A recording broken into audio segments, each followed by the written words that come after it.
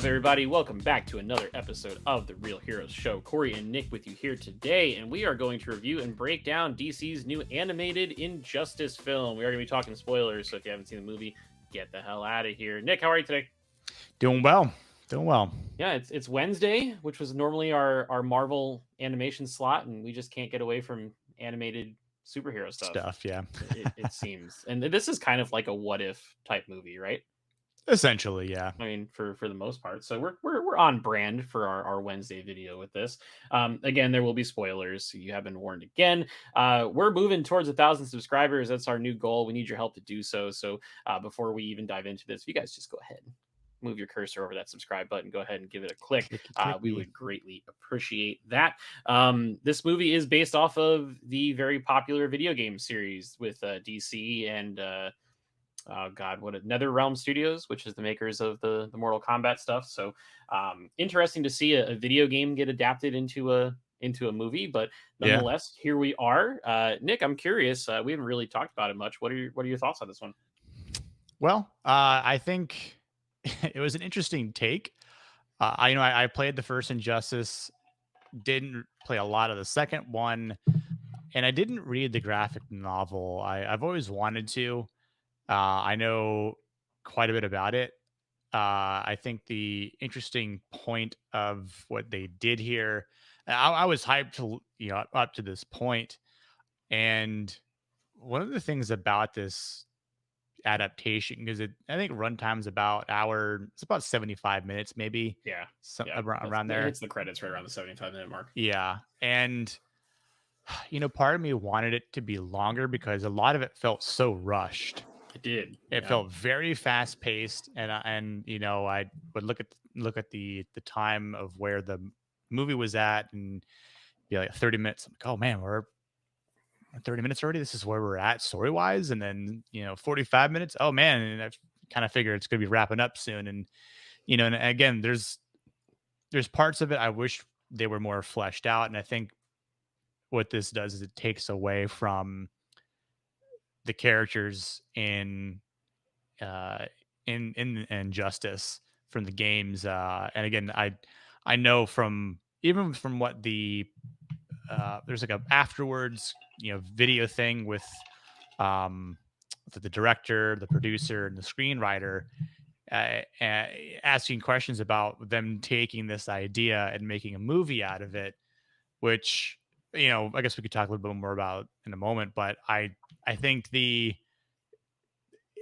was an interesting attempt. I would have liked to have seen more. I would say make this 2 parts. Okay. Kind of like what they've done with the Long Halloween.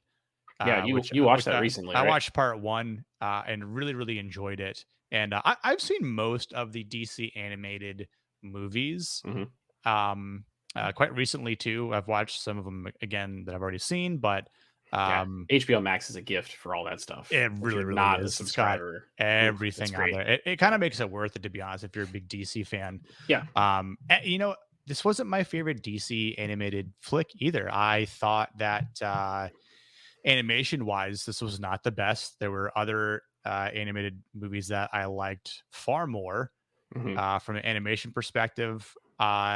Voice acting wise, not my favorite cast.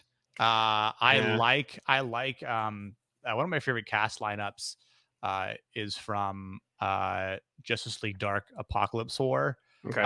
Where you've got Rosario Dawson playing Diana Prince as Wonder Woman. You've got Jerry O'Connell who's done the role of Clark Kent Superman a couple times. Interesting. And you've got Jason O'Mara as Bruce Wayne and Batman. Even I think I've liked Josh Duhamel playing Joker as well. I thought the guy who did Joker in this one, I did not like him at all. Did not like the voice acting. I just didn't think it was a miscast, in my opinion. Thankfully, he's not in the movie very long. Right, exactly. Like 5 minutes, and then I was sort of just heated, so not liking his Joker very much. Maybe that's why they didn't really care much, because it's like, we're not going to pay somebody big money to, like, they're not going to pay Mark Hamill to come in and be the Joker for 6 minutes and then be dead, right? So I Yeah. don't know. But yeah, I mean, aside from that, again, I think the pacing took away from what this could have been. That I think is Yeah, one of my biggest gripes with this. I'll agree with that. I didn't hate it. Like, I saw some No. reviews that said that it was like an abomination, and that I was like a Yeah. little bit nervous going into it just because of that. But I guess maybe sometimes when you lower your expectations before going into something, it ends up being better than what you thought it would be. Yeah. Um, I my big sticking point with this, and I asked myself this like at least like 3 or 4 times while I was watching it. In a world today that we live in, where a show like The Boys exists and a show like Invincible exists, where is there space for injustice? You know, because like Yeah. I, I got the DVD or the Blu-ray in the mail, and I looked at the back of the packaging, and it said R for the rating. I was like, okay, so maybe they're going there. And there's just like a little bit of blood and a little bit of foul language, and like in my brain, when I think rated R superhero stuff now, I think heads exploding on the boys or uh Omni Man like pounding people into oblivion. Yeah. Eh, Ripping people in half, killing entire civilization. right. Yeah. And this kind of felt like a slightly watered down version of that with DC characters. Yeah. Yep. Which it it's cool because like this was a cool showcase for some of the characters you don't get to see all the time. A Like lot. you Yeah. don't get a lot of Mr. Terrific. I think Mr. Right. Terrific is cool. He's got a cool power set and all the stuff that comes with that. Yep. I was excited when I saw Hawkman fly in at the end. I was like, "Oh yeah, Hawkman!" Some And then Hawkman Hawkman died action. in like 2 seconds flat. I was like, "All right, guess we'll wait for Black Adam to see more Hawkman." Um, Yeah. I I when I was watching this, I thought to myself, it would be really cool if DC would finally do like a theatrical Green Arrow, right? Because like I love the Oliver Queen character. I Mhm. thought that the CW show was good for about the first 2 or 3 seasons, and then it started to kind of wane off for me. And they've done a ton of Ollie in animation, but I was like, man, this is like cool. He's like jumping on the walls, he's using his arrows. This is really neat. And then like 3 seconds later, Superman just like eye blasted him to hell, and I was like, okay, I Yeah. should have seen all these deaths coming because I played the game and I know that there are some casualties, but at the same time, it's just kind of like, damn it, all the ones I like are getting yeeted off real fast. But one other thing I thought was actually pretty strong was the Batman, Nightwing, Damian plot. I thought Yeah. that was kind of cool. How um, Nightwing dies, but then he comes back spiritually somehow, and him and Damian bond and kind of come to terms on shit, which I thought that was pretty neat. But Yeah. again, it happened way early in the movie, and it happened for like 10 seconds, and Yep. then it doesn't happen until the end of the movie where they work together, and then they Yep. work together for about 10 seconds, and then it's over, which kind of pulls back to your point of this all felt very rushed, and maybe it would have been better as a 2-part movie or a 4 or 5 part uh, animated series, kind of how I know it's not like the most popular thing on earth, but Kevin Smith's Masters of the Universe thing on Netflix, it's like 4 episodes, right? Yeah. Do something like that where Right. you Right. have more time to let the story breathe. I think would have done a lot for this, but that's just my I opinion. no, I agree. Like I think just adding multiple parts to this would have been a lot better. And I agree. Like obviously you focus on other characters that might not be as popular, right? Someone even like Plastic Man who Yeah, uh you might not really care so much about, but he actually had a pretty pivotal role to play. And big part. Yeah, um, again with some of the deaths that happened, to be expected, and knowing that some of them were forthcoming, you still didn't really see a lot of the violence behind them, right? In the yep. beginning with Flash, you just see the blood, fly on the wall. Hmm. You don't see any sort of limbs being chopped or death, and it's just like that was it. Oh, okay. Yeah, The most gruesome thing we saw was when Superman punches a hole through Joker. Yeah.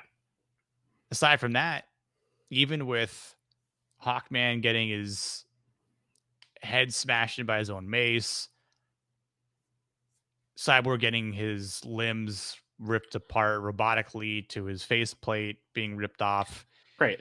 That's all not There's just human some though. That's just like that's right. all There's just metal. some blood attached to it, sort of Right. thing. But even with again, Nightwing just gets popped in the side of the head by a baton. There's Yeah, no that violence. He's to me dead. that seemed Yes. more like a concussion than death, right? Yeah. I was like, I know the temple is a very, sensitive area and that you can cause some harm there. But to think of the velocity that Damien would have had to have thrown it and the precision to Right. kill him, Yeah. you know, that bugs me. Like a made up, fantasy world that still bugs me Hmm. that that's the way he went out. Yeah. Yeah, I And thought it then he was a little becomes strange. Deadwing and doesn't really have that much screen time. He just sort of pops in and out uh, as a ghost, as a Right. spirit, Yeah. and again, there's really not much to it. And I think who was it we also saw? Was it Atom Smasher Yeah. Yeah, Atom who Smasher was there. It was like the cast of Black Adam. Everybody got killed. essentially, yeah, they were just like you don't compare to Superman, and uh, I think it's funny not to divulge into a different topic, but the whole hierarchy of the DC universe.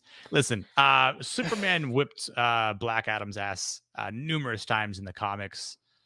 So We shall yeah, see. Maybe. um, It appears that DC doesn't want anything to do with Superman at the current moment, so we might not even see Black Adam fight Superman. sadly, Yeah, you never but know. I think again it was the interesting point of this.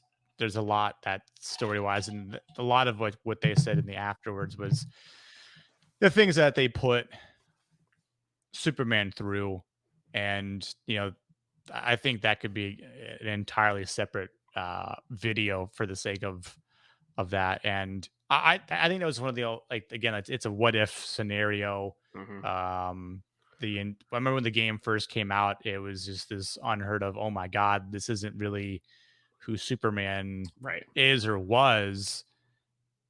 And what would it be like if he just totally lost it? It's kind of the same thing we've talked about before, not so much on YouTube yet, but with our old podcast and years ago with what would happen if Homelander just lost it. Yeah. There's that one moment in season 2 where he is like daydreaming, but just you for a second you think it's real when he just lasers everyone to death. Uh huh. And I was almost like, I want to see that because of the implications that it would really, give the consequences. And then it wasn't real at all. Meanwhile, we didn't know that what's her face, Congresswoman Newman was right there, and she has powers that could have made everyone's head explode. So, Could have popped everyone's heads off. yeah, including Homelanders potentially. So, Probably. Yeah. I think for the sake of even with Invincible, right, talking about other rated R things with superheroes, Hmm. not only that I love the art style and the animation with Yeah. Invincible, but uh, the violence was just so much more brutal than Hmm. Injustice. And Yep. again, it didn't really make Injustice feel like a rated R flick. It was like Right. a very moderate PG-13 rating. Yeah. And I'd say, and I don't even think there were like any f bombs. I think like they said shit once or twice, and that was a about couple it. others, So yeah, a couple other curse words in there, but I don't think no F bombs, nothing else too derogatory or anything like that. yeah. So, and again, I think one of the closest things that we got was when Superman lasered all those Joker supporters Yeah. in the club. But they frame Uh, it like from outside, so you don't really see right, you just much hear of. it Yeah. and you don't really see it. And again, I think if you're gonna do this, do it right, do it well, do it like go over that line and Right. really make a statement here because again, it didn't really go that way. I mean, I like the inclusion of the multiverse, right? Oh, we're Earth 1. Actually, you're Earth 22, and 22. you Yeah, know, and that was cool. that was kind of funny, yeah. So again, like there's a lot in this story and the lore here with this injustice universe that really makes it cool, Yeah, something different. Um, I just kind of wanted the execution to be better, and I know, yeah, I like you were agree. saying, a little nervous to seeing some things, and one of them being IGN's review with it being a 4 out of 10. Yeah, I mean, Yeah, I'm not too far you off know, and usually from them. I can't take their reviews seriously, even though I read it, and there was actually a moment where I reread what they had said after I was thinking about what I just watched last night, and this was before uh, or after I wrote down some notes about what I thought about the flick, and um, uh, yeah, they're not too far off actually for this, Yeah, which we'll probably get to momentarily with our actual ratings, but yeah, I don't know, I feel bad honestly for them because this was something that they could have done a lot better, right? They could have really made this Injustice 1 and 2, much like the video games, much like the graphic novel, right. and a missed opportunity. Yeah. It also ended really abruptly. It That was it like, "Oh, did. hey, Batman kiss Catwoman. They're walking Roll off. credits." Wonder Woman and Superman fly off. He agrees to go into the Red Sun prison, and that's it. That's it. Have a nice day. It's the end of the movie. So kind of weird.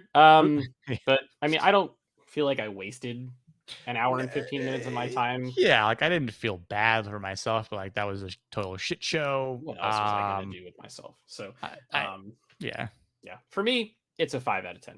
yeah. I was gonna say I think I was gonna give it a 5. So middle of the road for me. Yep, yep. So Then that's could have about been a it. lot worse, but could have been a lot better. Yeah, So not a whole heck of a lot to talk about with it. I wish there was a little bit more, but that's just kind of same. the way the cookie crumbled. So that is going to do it for this review. We'd love to hear your thoughts. Did you think that Injustice was middle of the road? Did you think it was an abomination, or did you enjoy it? Whatever your thoughts are, leave them in the comments. We will respond to everyone that comes through. If you'd like to support this channel, you can do so by liking this video, subscribing if you haven't already to help us get to our goal of 1,000 subscribers. Hit us up on social media. We are on Twitter and Instagram at Real Heroes Show. We got some additional content coming this week. Nick has a Doom Patrol video coming out soon. We are all seeing Dune this weekend, and we are going to have a live stream on Monday night to discuss that. We will be going into spoilers, so if you're feeling safe enough to go see Dune in the theater, please do. If not, check it out on HBO Max, and then join us on Monday evening. We'll have a fun chat session. We'll answer questions and just kind of go through our emotions for what is probably going to be a pretty awesome movie. So Epic make sure time. to stay tuned for all of those things and so much more. Until next time, we'll see you guys in the next video. Peace.